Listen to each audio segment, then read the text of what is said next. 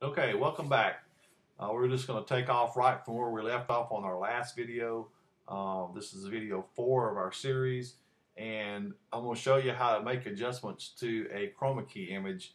Uh, when you first get to a job, we normally take a picture of a person on our green screen background, and then we want to make sure that it uh, it drops out the green and the colors that we want. So I'm going to start out. With this image here. This is kind of a worst case scenario because we've got someone wearing green, we've got someone wearing blue, and those are the two colors that chroma key are usually made up with, blue and green. That's the color that the program's going to look at to try to uh, delete the background. So this is a good example. The first thing you want to do is you want to go over here under chroma key and hit chroma key, and then you notice you have 4 buttons.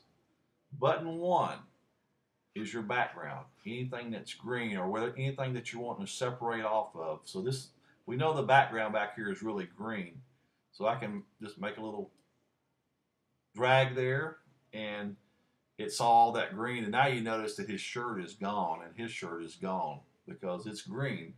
It said, okay, that's the color that he wants to remove. The second button over here is to clean up any shadows on the background. In this case, we have a shadow down here, and if I drag a little box on there, it's going to say, okay, he don't want that shadow on there. That color was taken off of there. The third one is the mask. It's the actual people that are in the picture. And you notice there's a lot of stuff going on here. If I drag on this kid's shirt, then it turns white. And what you're trying to do is you're trying to make this mask completely white and the background completely black. It's going to be hard on this one because of the colors. We know this guy's shirt is blue, so I'm going to drag some on there. It cleaned up some of the blue. It's picking up some cast off the background, probably on his skin tones. That's why you see some black on his skin tones. I take that. We've still got some up here. We'll drag up there a little bit here. His collar's green. It knows that.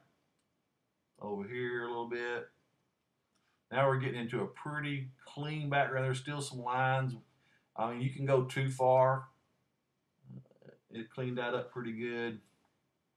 It's going to clean that one up pretty good. This just gives you an example of how well, and see, when I did this last one, it brought that shadow on the background back. So if I go back to button 2 and I try to clean that up, it may put some more back on there. So that's probably about as clean as I'm going to get this particular picture, because there's so many colors in there that Teps-X is looking to drop out, the blues, the greens. So once you make all your adjustments, just make sure, this is very important, because if you don't do this, I'm not going to do it just to give you an example. I'm going to leave it on the chroma key button, and I'm going to go back up here and I'm going to double click this image again, and it looks fine. I mean, it dropped out most everything that we wanted it to drop out. And say, oh, I want to resize this a little bit. I want to zoom it in just a little bit. Well, you don't have that option over here. The shift zoom is not available to you because you left it in the chroma key. If I grab on it and I try to move it somewhere, that's what's going to happen, because you're still in the chroma key, and it just said, oh, well, man, that's all messed up. He wants all that green to be gone out of there. And so I just messed up that whole setup that I did prior to this. Well, don't worry. You can always, Command Z. That means step back, and now you're back to where you were. And then just make sure you go over here and hit the shift zoom. And now you can move it anywhere you want to.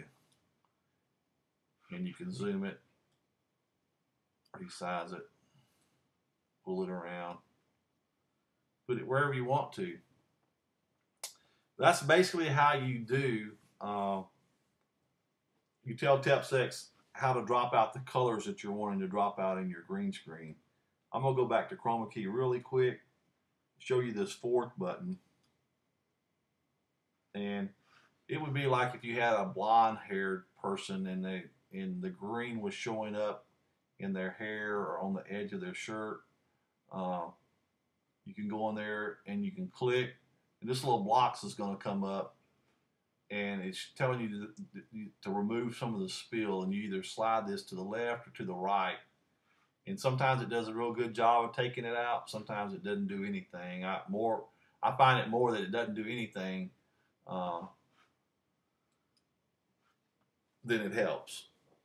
So if you got somebody that has gray or white hair or blonde hair and you're getting green screen spill on it, you're just going to have a difficult time getting it out of their hair. I really haven't found the right way of doing it. The last thing I want to show you really quick, I'm going to use this image for an example, because she has a perfect example. She has a green leaf on that is showing through the background. I did a job for BP, and all the people that were at this event had their BP company logo, which is the same color green as my background, and I was using Express Digital, and there was nothing I could do. Every one of their logos disappeared and were see-through. If I'd been using Teps-X, it'd be real easy to fix it. You go over here to the Chroma key tab again, and down here you see the little button it's called Junk Mask. If I click on that junk mask, then up here I got choices. I can draw a circle or a square, or I can do a free form where I can just actually draw it around it. It's kind of complicated to do, but it works. I'm going to just do a circle.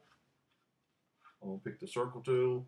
I'm going to drag a circle around where that logo would have been on my BP customers, and then I hit OK.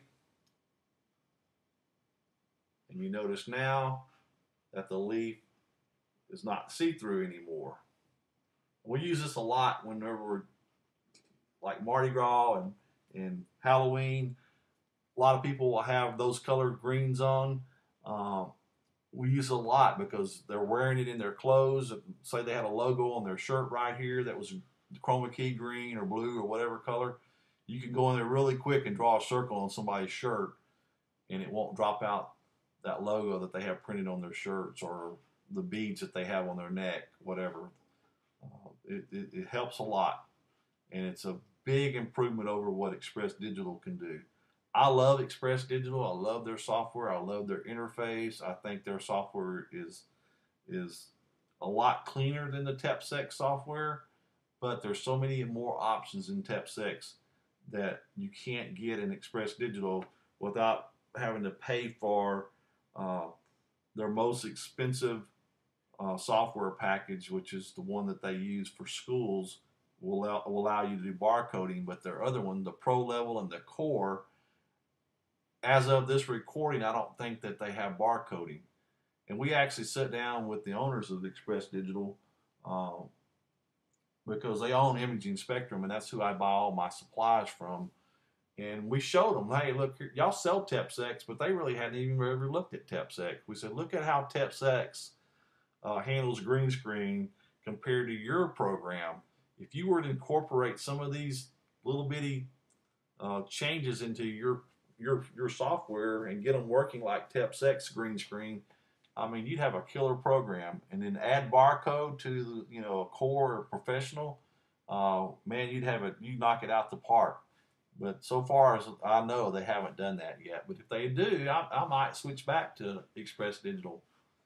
Anyway, I hope you enjoyed this video, and we're going to move on to the next one.